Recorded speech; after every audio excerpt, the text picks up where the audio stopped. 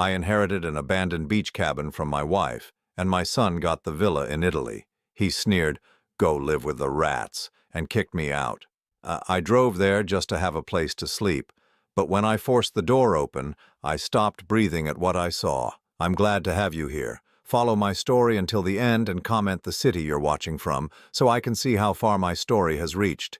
I never thought my own son would look at me with such disgust. Standing in the living room I had called home for 37 years, I watched Douglas rifle through the will like he was counting lottery tickets. His face twisted into something I barely recognized when he reached the part about the properties. "A beach cabin?" His voice cracked with disbelief. "Dad gets some rotting shack on the coast and I get the villa in Tuscany?" He let out a harsh laugh that made my chest tighten. "Well, that's just perfect. Even in death, Mom knew who deserved what." I kept my mouth shut. What was the point of arguing? Jennifer had made her choices, and apparently I wasn't worth much in her final accounting. The lawyer, Mr. Patterson, cleared his throat awkwardly from behind his mahogany desk. He'd known our family for 15 years, watched Douglas grow from a spoiled teenager into a spoiled adult, but he stayed professional. "Your mother left very specific instructions," Patterson said carefully. "The cabin property is fully paid off, Robert. No mortgages, no liens." Douglas snorted. "Great. Dad can live with the rats and seagulls." He turned to me, and I saw something cold flicker in his eyes. Something I'd been seeing more often since Jennifer got sick. "Hope you like the smell of low tide." My hands clenched involuntarily.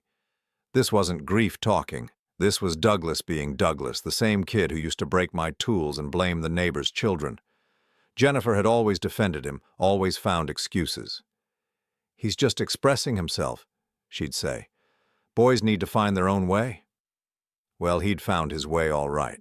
Straight to cruelty. Patterson slid a set of keys across the desk. "The cabin is located at 127 Driftwood Lane in Clearwater Beach. It's been unoccupied for some time." "Unoccupied?" Douglas laughed again. "That's a nice way of saying abandoned." I pocketed the keys without looking at them. The metal felt cold against my fingers. "How long has it been empty?" Patterson hesitated. "I'm not entirely sure. Mrs. Holloway was very private about that property."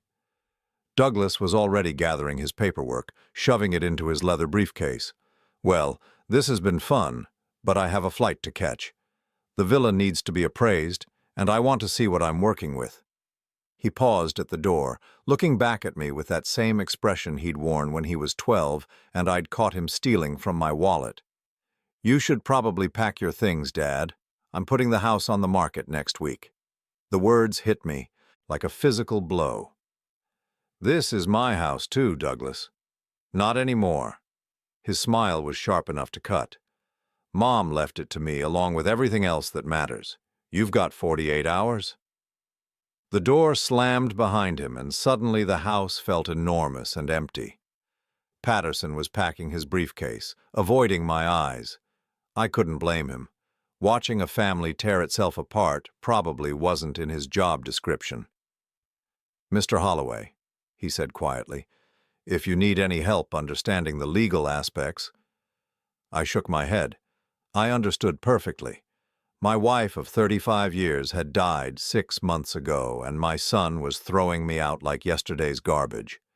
The house where I'd raised him, where I'd painted every room and fixed every broken faucet, where I'd held Jennifer through her final illness, wasn't mine anymore. That night, I sat in my empty living room surrounded by boxes. Douglas hadn't wasted any time. He'd hired movers to come the next morning, and they'd take everything that belonged to him, which apparently was everything Jennifer had cared about. The good china, the antique furniture her mother had left her, even the family photos. I picked up one picture that had fallen from a box. It was from our wedding day, Jennifer in her white dress, me in my rented tuxedo, both of us grinning like we'd won the lottery. She looked so young, so happy. When had that changed? When had I become someone she could discard so easily? My phone buzzed. A text from Douglas.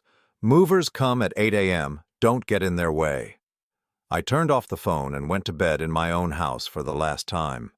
The next morning, I loaded my pickup truck with everything that was truly mine. It wasn't much: my clothes, some tools, a few books Jennifer had never cared about. The movers barely acknowledged me as they carried out 37 years of my life. One of them almost took my toolbox until I explained it wasn't on their list. By noon, the house was empty of everything except me and my truck keys. I sat in the driveway for a long time, engine running, looking at the house where I'd expected to grow old. The roses Jennifer had planted were starting to bloom. I'd fertilized them just last week, the same way I had every spring for 15 years. Someone else would enjoy them now. The drive to Clearwater Beach took 2 hours. I'd never been to this part of the coast, never even known Jennifer owned property here. How long had she kept this secret? And why give it to me if it was as worthless as Douglas seemed to think? Driftwood Lane turned out to be a narrow, sandy road that dead-ended at the beach. The houses were a mix of old beach cottages and newer construction. Some looked like million-dollar getaways, others like they'd been abandoned for years. Number 1. 27 was definitely in the second category. I parked in front of what might have been a driveway once upon a time. Now it was just sand and weeds. The cabin itself looked like it had been fighting a losing battle against the salt air for decades. The blue paint was faded and peeling, the front porch sagged dangerously, and several windows were boarded up. This was what Jennifer had left me. This was her final message. But as I sat there in my truck, something nagged at me. Jennifer had been many things: cold, distant, sometimes cruel in her quiet way, but she wasn't stupid. She'd managed our finances carefully, never made a decision without considering all the angles. Why would she hold on to a worthless property for years? I grabbed my toolbox from the truck bed and walked up to the front door. The key Patterson had given me was old and tarnished, but it turned smoothly in the lock. Too smoothly for a door that hadn't been opened in years. The door swung open with barely a creak, and that's when I realized this wasn't going to be what I'd expected at all. The first thing that hit me wasn't the smell of decay I'd expected. It was lavender, faint but definitely there, like someone had been burning scented candles recently. I stood in the doorway, my heart hammering against my ribs, trying to make sense of what I was seeing. The inside of the cabin was nothing like the outside suggested. Yes, the furniture was old, but it was clean, dust-free. A soft blue throw blanket was draped over a faded floral couch, and there were fresh flowers, wilted, but not dead, in a mason jar on the coffee table. Someone had been living here. I set my toolbox down carefully, afraid to disturb anything. The hardwood floors creaked under my weight, but they were swept clean. Through the small kitchen, I could see dishes in the drying rack by the sink. 2 plates, 2 cups, silverware arranged neatly on a dish towel. My mouth went dry. Who had Jennifer allowed to live in her secret property? And why hadn't Patterson mentioned it? I moved deeper into the cabin, my footsteps echoing in the silence. The kitchen was tiny but functional. The refrigerator hummed quietly, and when I opened it, I found it nearly empty but plugged in. A half-gallon of milk, expired 3 days ago. Some leftover soup in a container. Medications lined up on the top shelf. Medications with a name I didn't recognize. Sarah Chen. Prescriptions for things I'd never heard of, but the dates were recent, some from just last week. I picked up one of the bottles, reading the label carefully. The address listed was this cabin. Sarah Chen had been using this place as her primary residence, but where was she now? The living room had more clues. A stack of mail on the side table, mostly bills and medical correspondence, all addressed to Sarah Chen at 127 Driftwood Lane. But mixed in with her mail were envelopes addressed to Jennifer Holloway. Same address. My hands shook as I picked up one of Jennifer's letters. It was from her oncologist, dated 2 months before she died. An appointment confirmation for a consultation she'd never told me about. Jennifer had been coming here regularly. I sank into the couch, trying to process what I was finding. My wife of 35 years had maintained a secret life in this cabin. She'd been receiving medical care I knew nothing about, and she'd been sharing this space with someone named Sarah Chen. How was that possible? How had she hidden this from me for God knows how long? A photo album sat on the coffee table, and I opened it with trembling fingers. The first page stopped my heart. It was a picture of Jennifer, but not the Jennifer I knew. This Jennifer was smiling, really smiling, in a way I hadn't seen in years. She was sitting on the beach just outside this cabin, her arm around a young woman with dark hair and kind eyes. They looked comfortable together, happy even. I flipped through more pages. Jennifer and this woman, Sarah, cooking together in the tiny kitchen, walking on the beach, sitting on the porch, reading books. In every photo, Jennifer looked relaxed, peaceful. The way she used to look when we first met, before life and disappointment and Douglas's constant demands had worn her down. There were photos of Sarah alone, too. She appeared to be in her 30s, with a gentle face and careful movements. In several pictures, she was using a walker or sitting in a wheelchair. Medical equipment was visible in the background of some shots. My throat tightened. Jennifer had been caring for someone. This Sarah person was clearly dealing with health issues, and my wife had been helping her. But why keep it secret? Why hide something so compassionate? I heard footsteps on the porch outside. I froze, the photo album still open in my lap. The front door handle turned slowly, and I watched as a key slid into the lock from the outside. Someone else had a key to this place. The door opened, and the woman from the photographs stepped inside.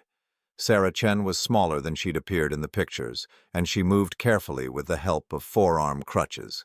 Her dark hair was pulled back in a simple ponytail, and she wore scrubs like she'd just come from a medical appointment.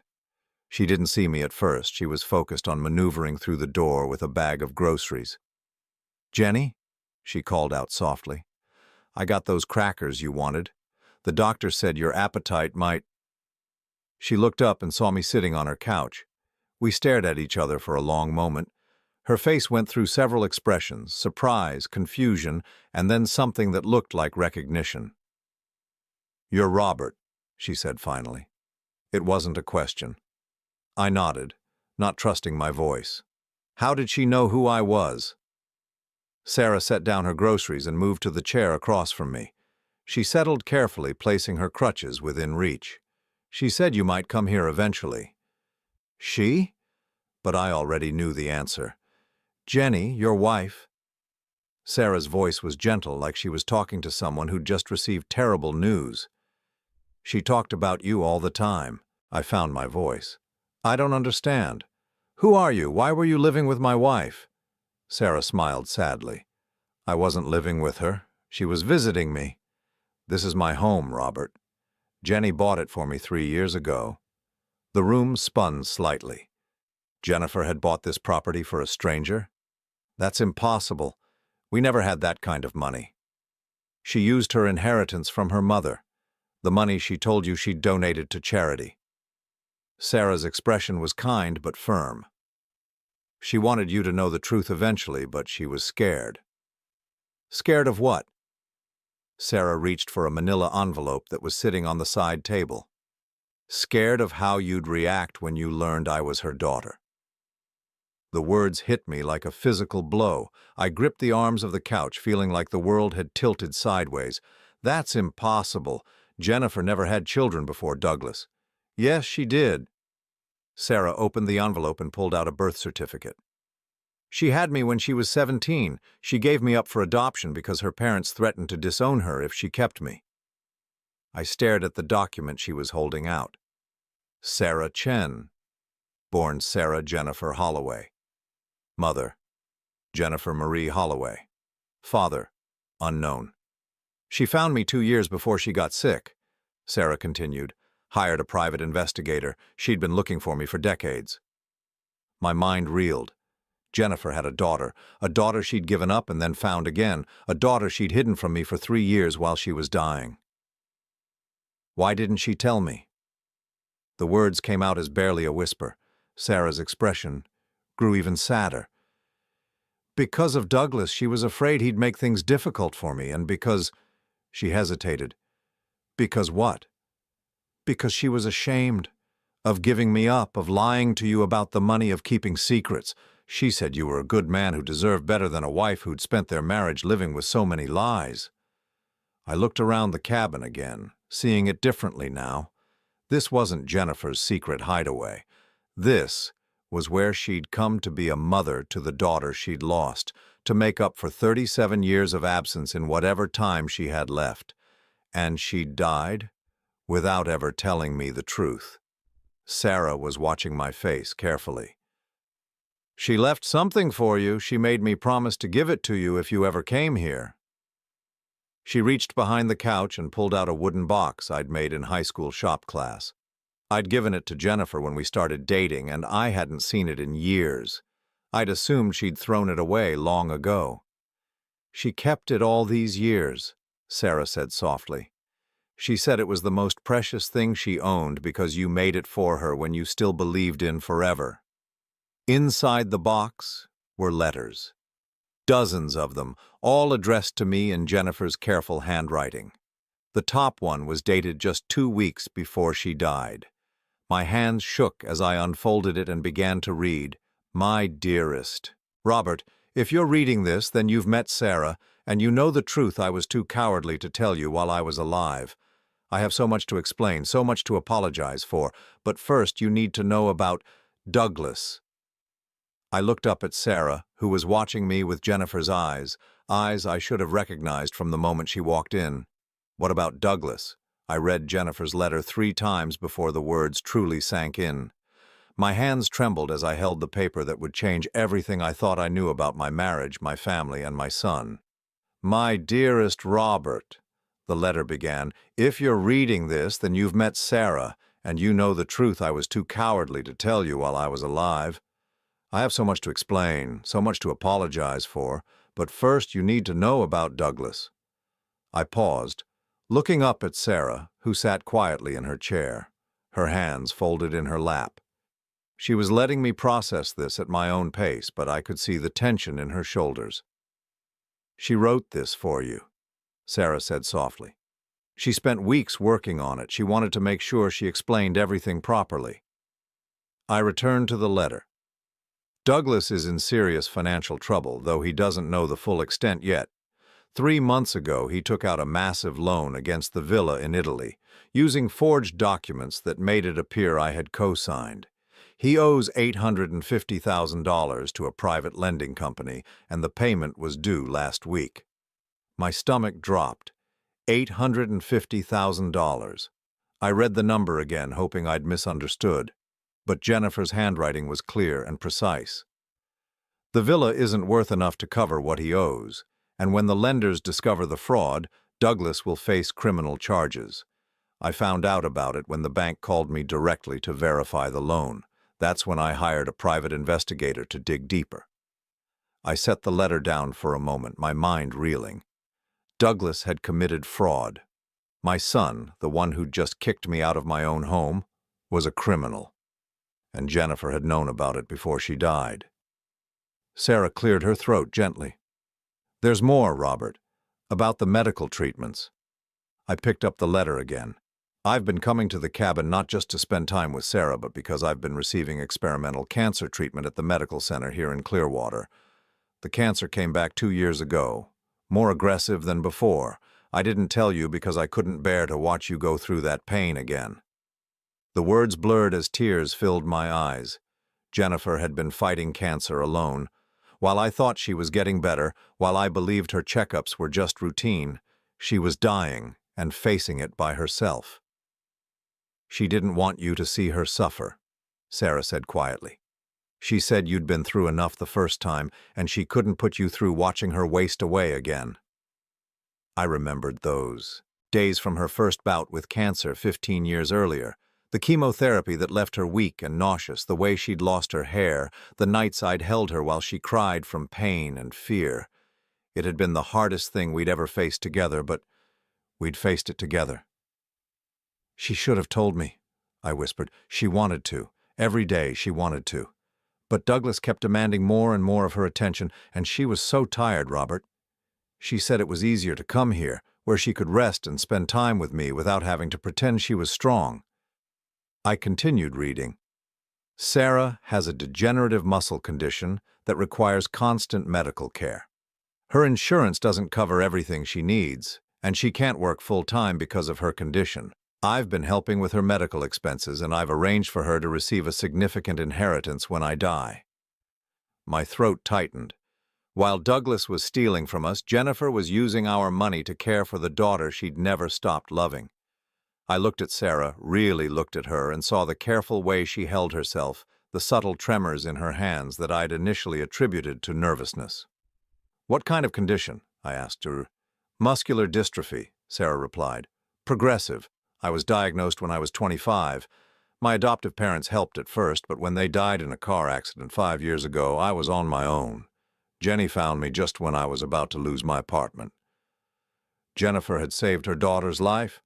While our son was destroying his own life with greed and fraud, my wife was quietly being a hero to the child she'd never been allowed to raise. I read on. "Robert, I need you to know that every penny I spent on Sarah came from my mother's inheritance, money that was mine to use as I saw fit. I never touched our joint accounts or your retirement savings, but Douglas has. The private investigator found evidence that he's been forging my signature on withdrawal slips for months." My hands clenched involuntarily. "How much?" Sarah reached for another folder. $43,000 from your retirement account. $27,000 from your savings. He's been taking small amounts each time, probably hoping you wouldn't notice. $70,000. Money I'd saved for decades, money I'd planned to live on when I could no longer work. Douglas had stolen it all, while looking me in the eye and calling me a failure. "There's more in the box," Sarah said gently. "Bank statements, copies of the forged documents, everything Jenny's investigator found." I pulled out the stack of papers with shaking hands. Transaction after transaction, all with my signature, but not my handwriting. Douglas had been practicing my signature, and he'd gotten good at it. Good enough to steal my life savings without anyone questioning it. The villa in Italy that he'd inherited wasn't just mortgaged, it was mortgaged to pay gambling debts he had racked up over the past 2 years. The private lending company he owed money to wasn't the kind that accepted payment plans. They were the kind that broke kneecaps. Jenny was trying to figure out how to help him without enabling him further, Sarah explained. She felt responsible because she'd always bailed him out before.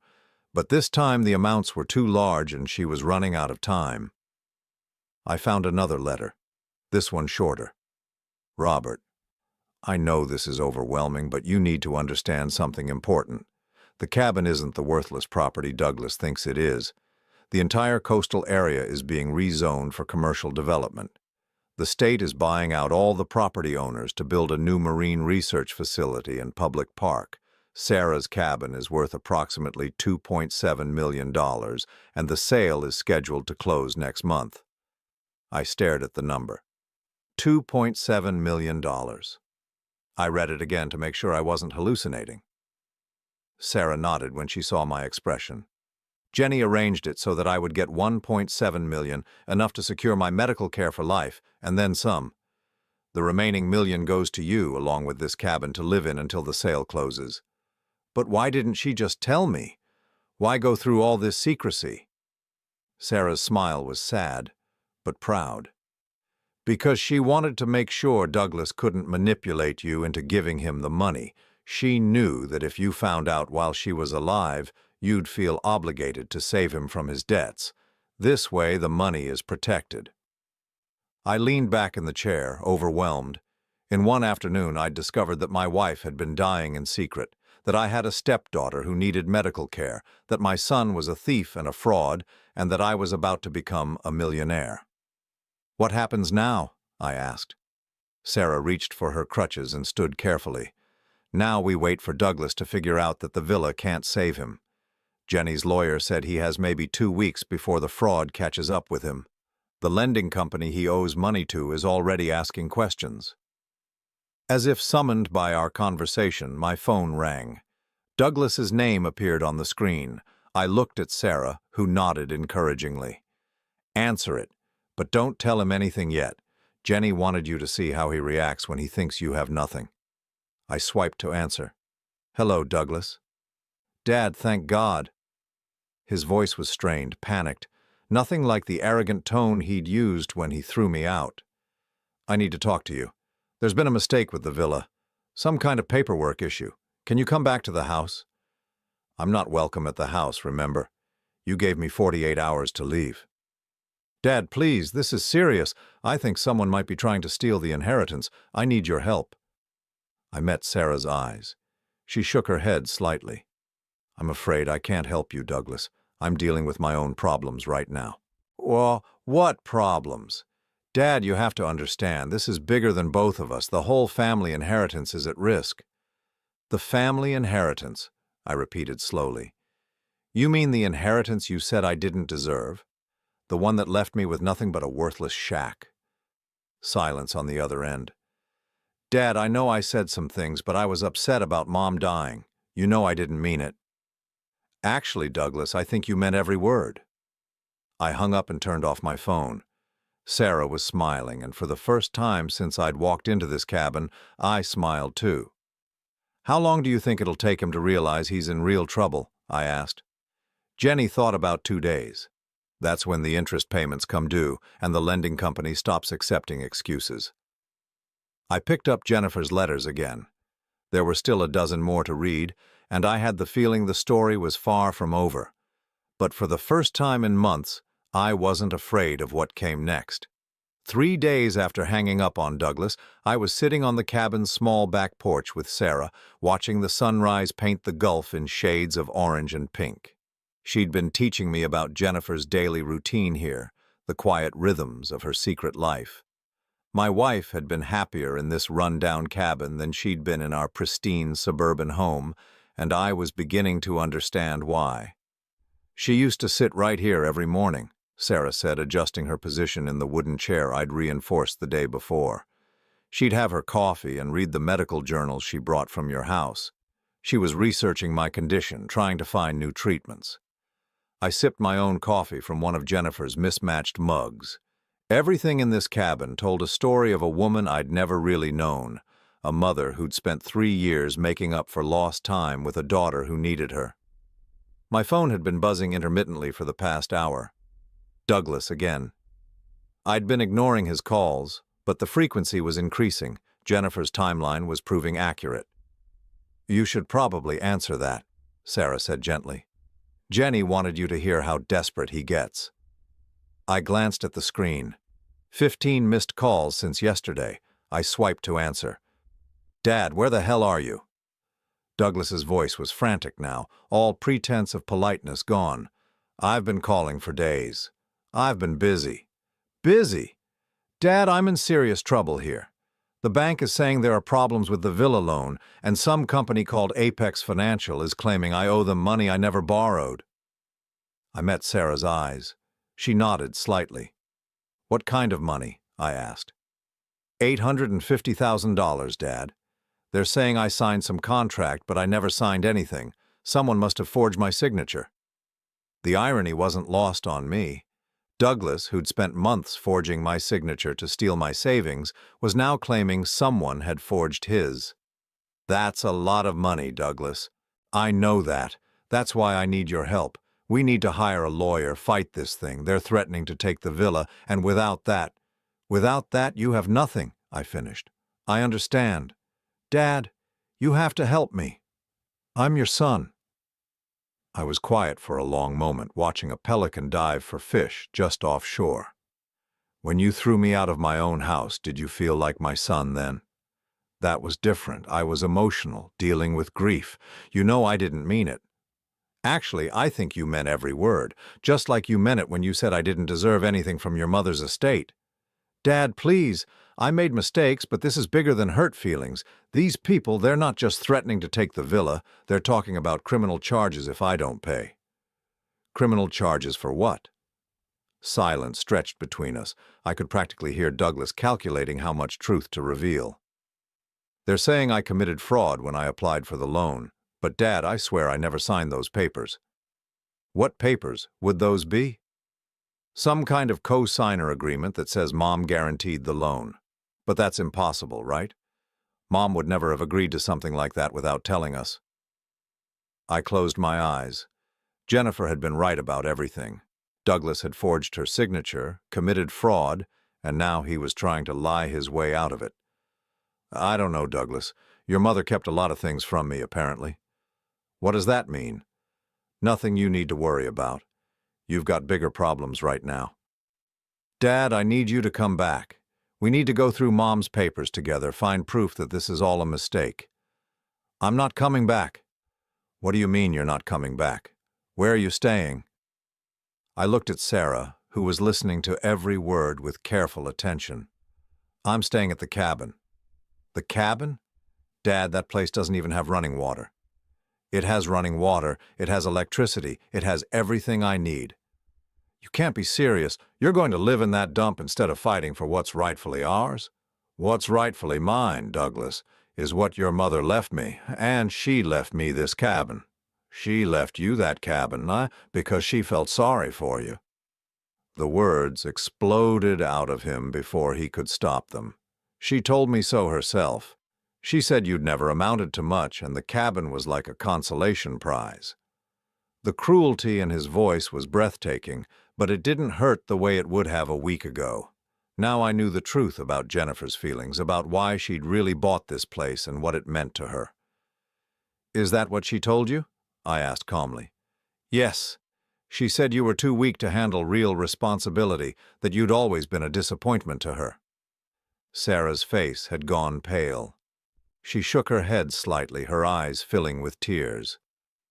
That's interesting, I said, because I've been reading some of your, mother's papers here at the cabin, and she had a very different opinion of me. And of you. What papers? Oh, just some financial documents, bank statements, medical records, things like that. Medical records? What medical records? I let the silence stretch, watching Sarah dab at her eyes with a tissue. Dad, what medical records? Nothing you need to worry about, Douglas. You've got your own problems to solve. Dad, please, I'm begging you, I need help. These people aren't going to wait much longer. What people, exactly? Apex Financial. They're not a regular bank, Dad. They do private lending for people who can't get traditional loans. Loan sharks. Douglas had borrowed nearly $1 million from loan sharks, and now he was panicking because they wanted their money back. That was probably not a smart financial decision, I said. I know that now, but at the time I thought the villa would be worth enough to cover it. The property values in Tuscany have been going up, and I figured I could flip it quickly. Flip it? You were planning to sell your mother's villa? I needed the money, Dad. I had some gambling debts, and they were getting expensive. Finally, a piece of truth. Douglas had gambling debts on top of everything else. How much do you owe in gambling debts? That's separate from this. How much, Douglas? About $200,000. My grip tightened on the phone. Douglas owed over $1 million to dangerous people, and he was trying to drag me down with him. I can't help you, I said. What do you mean you can't help me? You're my father. I'm your father when you need money. When you're throwing me out of my house, I'm just an old man who never amounted to anything. Dad, I was upset. People say things when they're upset. No, Douglas. You said what you really think, and now you're facing the consequences of your choices. My choices? Dad, someone forged my signature on that loan application. This isn't my fault. I looked at Sarah, who nodded encouragingly. Douglas, I've seen the loan application. I've seen the signature. That's your handwriting. Silence. Then, in a voice so small I almost didn't recognize it. How could you have seen it? Because your mother hired a private investigator before she died. She knew what you'd been doing. That's impossible. She knew about the forged withdrawals from my retirement account. She knew about the money you stole from our savings. She knew about all of it. I could hear him breathing hard on the other end of the line. She also knew about your plan to sell the villa to pay your gambling debts. She knew you'd been lying to her for months. Dad, I can explain. No, you can't. Because there is no explanation for what you've done. You stole from your own father, you committed fraud using your dying mother's identity, and now you want me to bail you out. Please, Dad. I'm scared. These people, they're talking about more than just taking the villa. They're talking about... His voice broke. About what, Douglas? About making me disappear. For the first time in our conversation, I felt a flicker of sympathy for my son. He was terrified, and despite everything he'd done, he was still the boy I'd raised. But Jennifer's letters had prepared me for this moment, too. Douglas, your mother left instructions for exactly this situation. What instructions? Come to the cabin, tonight. Come alone and come prepared to tell the truth about everything. If you do that, there might be a way to help you, but if you lie to me one more time, if you try to manipulate me or threaten me, you're on your own. Dad, thank you. Thank God, thank you. Don't thank me yet. Just come here. And Douglas? Yes? Bring the original loan documents, all of them. I hung up and turned to Sarah, who was watching me with Jennifer's eyes. Think he'll actually come? She asked. Oh, he'll come, and when he does, he's going to learn just how much his mother really knew about him. Douglas arrived just after sunset, his BMW looking completely out of place on the sandy road. I watched from the kitchen window as he sat in his car for several minutes, probably trying to gather courage or figure out his next lie. Sarah had retreated to her bedroom to give us privacy, but I knew she was listening. This conversation would affect her future as much as mine. When Douglas finally knocked, I let him wait. Jennifer's final letter had been very specific about how to handle this moment. Let him stew, she'd written. Let him realize he's completely dependent on your mercy. I opened the door to find my son looking like he hadn't slept in days. His usually perfect hair was disheveled, his expensive shirt wrinkled, and there were dark circles under his eyes. For a moment, he looked like the scared little boy who used to crawl into our bed during thunderstorms. Dad? He stepped inside, looking around the cabin with barely concealed disgust. This place is smaller than I expected. It has everything I need. He noticed the photo album on the coffee table, still open to pictures of Jennifer and Sarah. Who's that woman with Mom? Someone your mother cared about very much. Douglas picked up one of the photos, studying it closely. I've never seen her before. When was this taken? Sit down, Douglas. We have a lot to talk about. He took the chair across from me, clutching a manila folder against his chest like armor. Dad, I brought the loan documents like you asked, but I want you to know I had nothing to do with whatever Mom signed. I was as shocked as anyone when the bank said she'd co-signed. I opened Jennifer's wooden box and pulled out the investigator's report. Let's start with something simpler. My retirement account. Can you explain these withdrawals?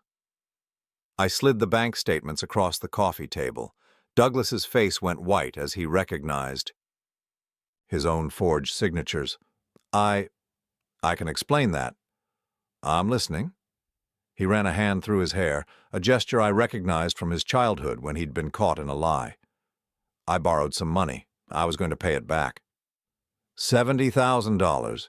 You were going to pay back $70,000 that you stole from your father's retirement savings. I didn't steal it, I borrowed it. Without asking, using forged signatures. That's called theft, Douglas. His face flushed red. You would never have given it to me if I'd asked. You're absolutely right, because I knew you'd gamble it away. How did you?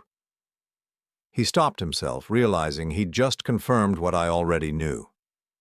How did I know about your gambling problem? Your mother hired a very thorough investigator. Would you like to see the photos of you at the casino?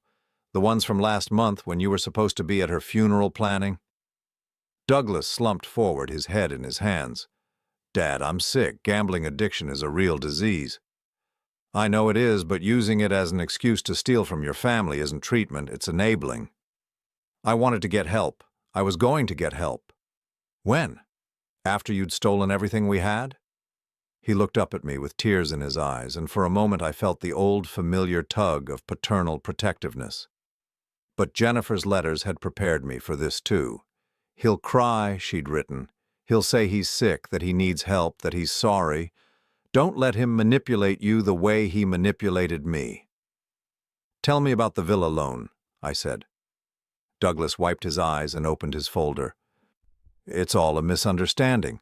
Someone forged Mom's signature on the cosigner documents. I never asked her to guarantee anything. I pulled out the investigator's photos. Clear images of Douglas at a bank in Miami, signing documents. Bank security camera footage showing him presenting identification for both himself and Jennifer. "This is you," I said, pointing to the photos, "at First National Bank in Miami 3 months ago." Douglas stared at the images, his mouth opening and closing like a fish out of water. "The bank teller remembers you," I continued. "You told her your mother was too ill to travel, but she'd given you power of attorney to handle the loan." "That's not—" "I never said that." "Douglas, stop lying. Your mother is dead.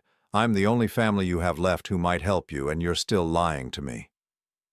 Something in my tone must have gotten through to him because his shoulders sagged in defeat. "I needed the money," he whispered. "The people I owed money to, they weren't going to wait anymore. They said if I didn't pay them back, they'd hurt me." "So you decided to hurt your mother instead. She was dying anyway." The words exploded out of him, shocking us both with their cruelty. "The cancer was back and the doctors said she had maybe 6 months. I figured what was the point of saving money for a future she wouldn't live to see?" I felt ice water flood my veins. "You knew about the cancer." "Of course I knew. I saw the medical bills. I knew she was getting treatment somewhere." "And you used that knowledge to justify stealing from her." "I didn't steal from her.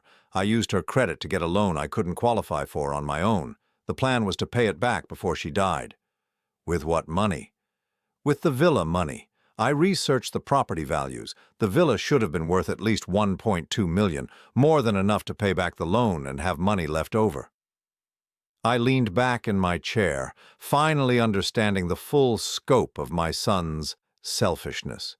He'd planned to sell his mother's beloved villa, the place where she'd been happiest, to pay off his gambling debts. "But the villa isn't worth $1.2 million, is it?" Douglas's face crumpled. "The market crashed in that region. Some kind of environmental issue with the water supply. The property is barely worth $400,000 now." "So you're short about $450,000, plus interest and penalties. The loan company is charging 30% interest on overdue payments." I did the math quickly.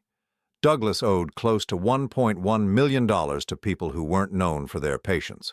"What's your plan now?" "That's what I need to talk to you about." "Dad, I know I made mistakes, but these people are going to kill me if I don't pay them." "So you want me to pay them instead?" "I want us to work together, pool our resources, maybe take out a loan against the house I inherited." I almost laughed. "The house you threw me out of?" "Dad, please. I know I hurt your feelings, but this is life and death." "It certainly is." I reached into the wooden box and pulled out Jennifer's final letter, the one I hadn't read to him yet. "Your mother had some thoughts about this situation." "What do you mean?" "She wrote this 2 weeks before she died, after she found out about everything you'd done." I unfolded the letter. "Would you like me to read it out loud?" Douglas nodded, his face pale. "My dearest Robert," I began, "by the time you read this letter, Douglas will be desperate. The loan will be overdue, the villa will be worthless, and he'll come to you begging for help. He'll cry, he'll promise to change, he'll say he's learned his lesson. Don't believe him." Douglas jerked as if I'd slapped him. Your mother continues, "Douglas has been stealing from us for over 2 years. Not just the recent thefts you've discovered, but smaller amounts going back to when his gambling problem started.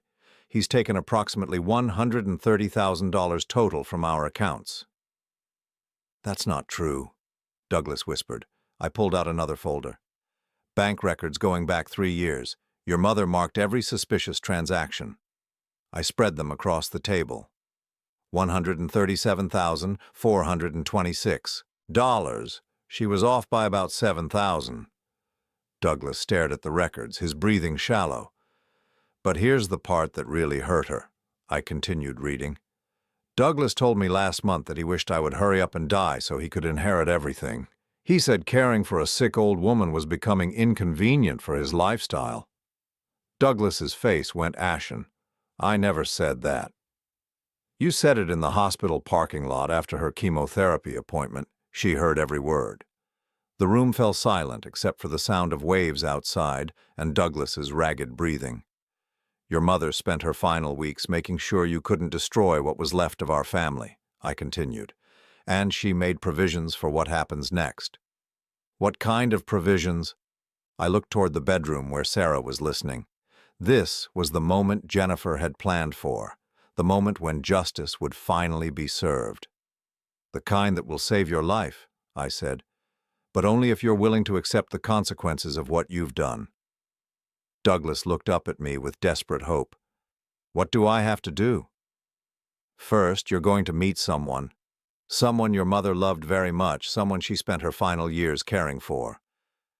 I called out, "Sarah, could you join us, please?" The bedroom door opened, and Sarah emerged using her crutches. Douglas watched her approach with growing confusion. "Douglas," I said, "meet your sister." The shock on his face was complete and absolute. His mouth fell open, and he looked back and forth between Sarah and me as if trying to process an impossible equation. "That's impossible," he finally managed. "Mom never had another child." Sarah settled carefully into the chair beside me. "Yes, she did. She had me when she was 17, and she gave me up for adoption because her parents threatened to disown her if she kept me." Douglas shook his head violently. No, that's not. Mom would have told me." "Would she?" I asked. "The same way she told you about the cancer coming back? The same way you told her about your gambling debts?" Sarah spoke gently. "Your mother found me 2 years before she got sick.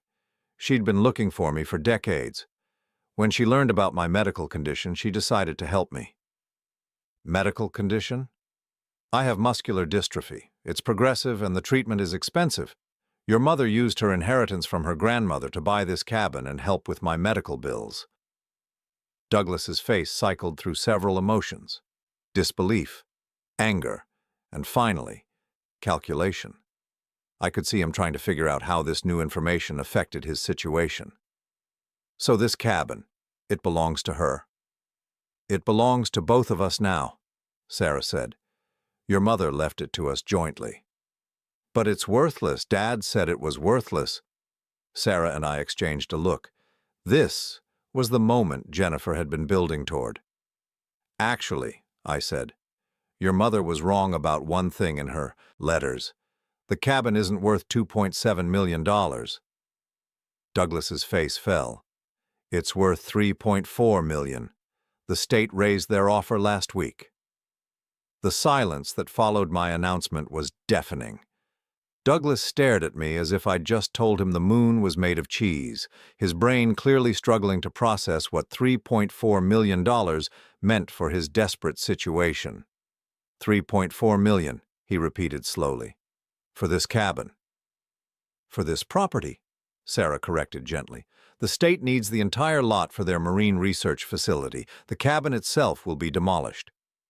I watched my son's face as the implications sank in.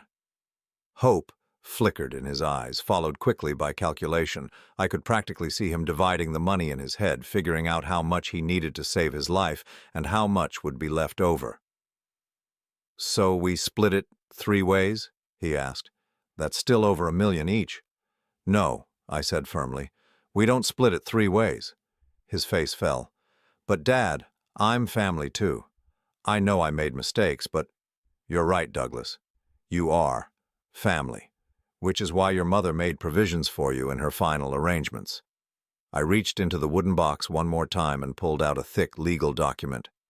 "This is your mother's final gift to you, a way out of the mess you created." Douglas reached for the document with shaking hands. As he read, his expression shifted from hope to confusion to something approaching relief. "She paid off my debts?" he whispered. "Not exactly. She arranged for them to be paid off, but with conditions." Sarah leaned forward. "Your mother liquidated her life insurance policy, her jewelry, and some investments she'd kept separate from your father's accounts. She raised exactly $1.1 million. That's enough to cover everything I owe." "Yes," I said. "But the money doesn't go to you. It goes into a trust fund administered by your mother's lawyer. The debts will be paid directly to your creditors, and you'll never touch a penny of it." Douglas looked up from the document. "What about the rest? What about my share of the property sale?" I exchanged a look with Sarah. This was the hardest part, but it was exactly what Jennifer had planned. You don't get a share of the property sale, I said. Your mother left very specific instructions. Sarah gets $2 million to ensure her medical care for life. I get $1.4 million, and you... I get nothing? His voice cracked. You get your life, Sarah said quietly. Your mother saved your life, Douglas.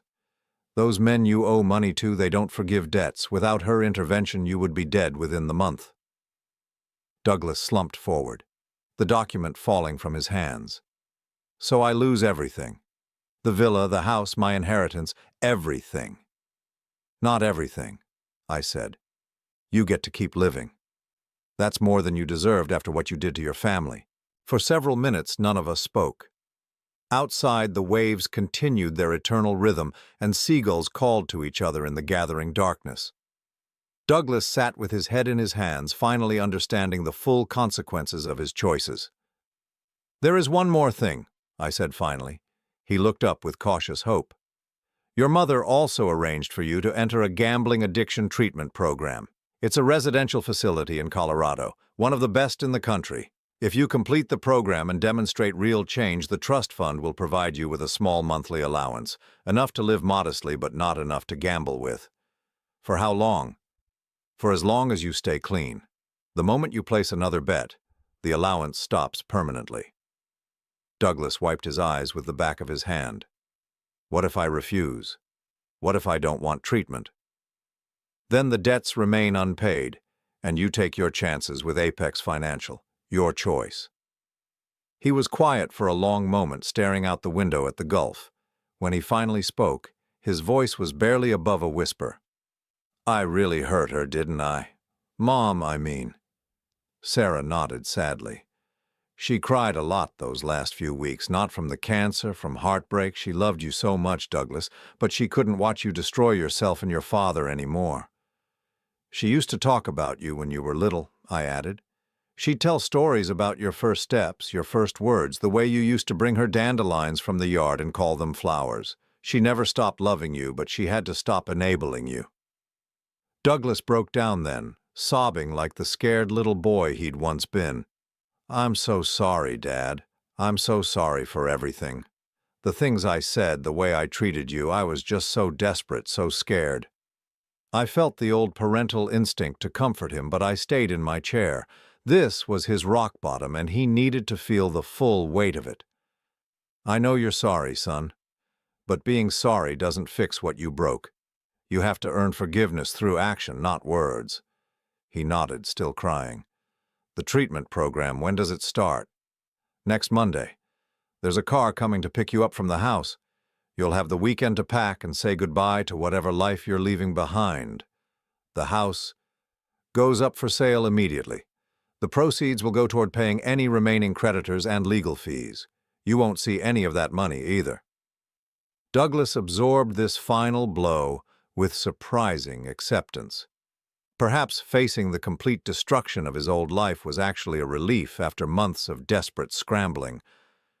Will I be able to stay in touch? With you, I mean? I looked at Sarah, who nodded encouragingly. If you complete the program and stay clean, yes.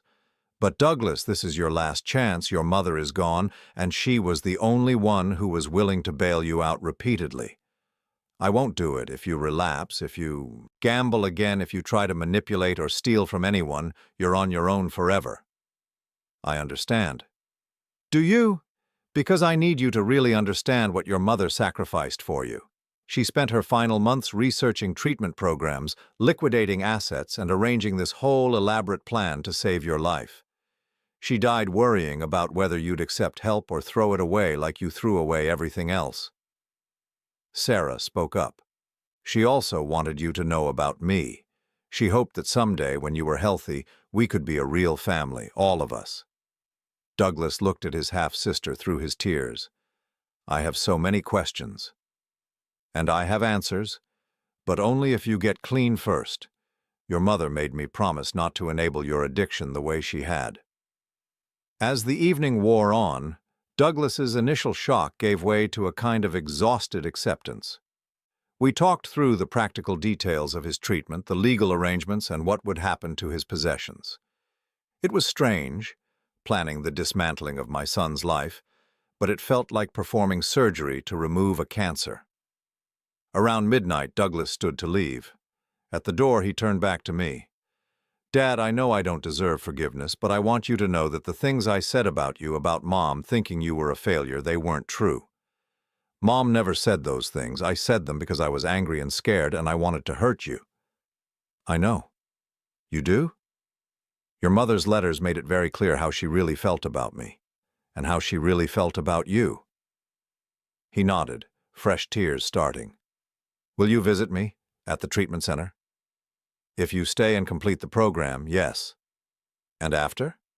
"If I get clean." I looked at Sarah, who was listening to our conversation with gentle attention. This was her family too now, and her opinion mattered. "One day at a time, Douglas. Prove that you've changed, and we'll see what kind of relationship is possible." After he left, Sarah and I sat on the back porch listening to the waves and processing everything that had happened. "Do you think he'll actually stay in treatment?" she asked. "I don't know. Your mother thought he would. She believed that deep down, underneath all the addiction and selfishness, there was still the little boy who used to bring her flowers. What do you think?" I considered the question carefully. "I think she gave him the best chance anyone could. Now it's up to him." 3 months later, I was standing in the same spot where I'd first met Sarah, but the cabin looked completely different. The state had purchased the property and given us 60 days to relocate.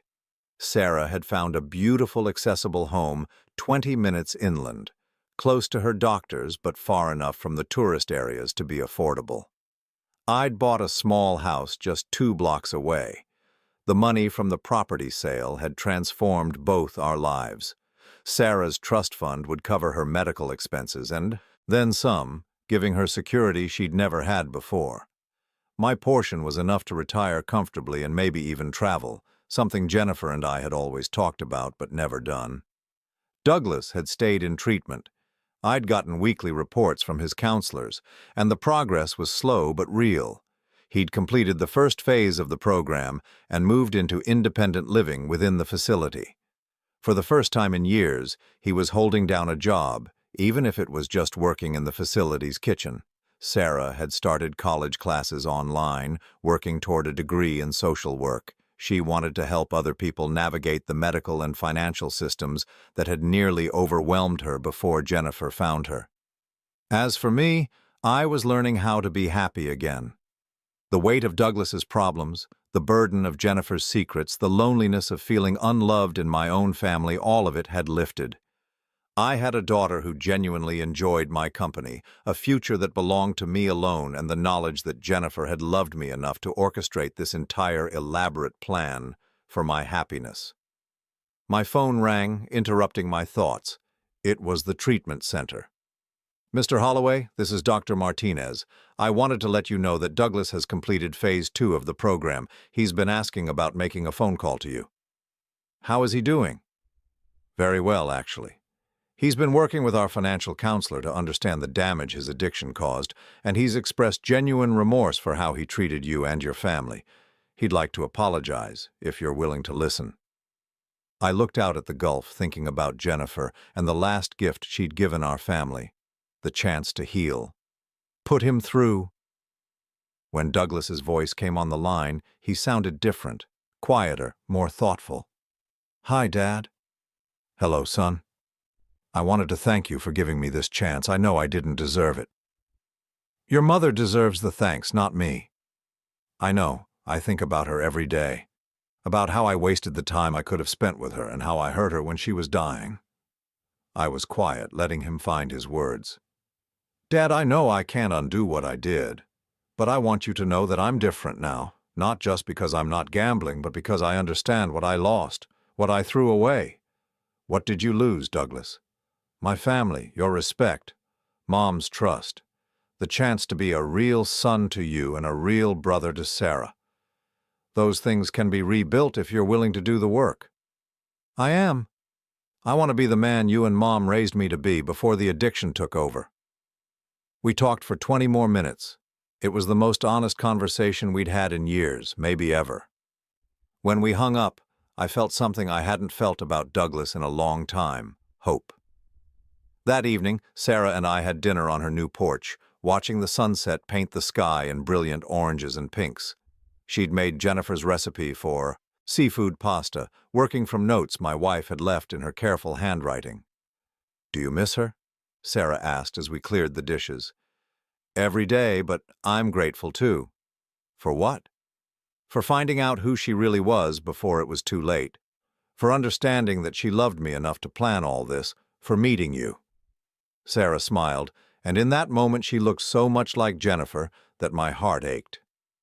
"She would have been so proud of how this turned out," she said. I nodded, looking out at the water.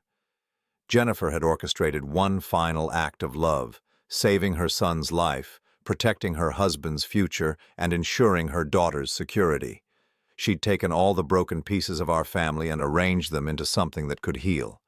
It wasn't the family I'd expected to have, but it was the one I needed. And for the first time in years, I was exactly where I belonged.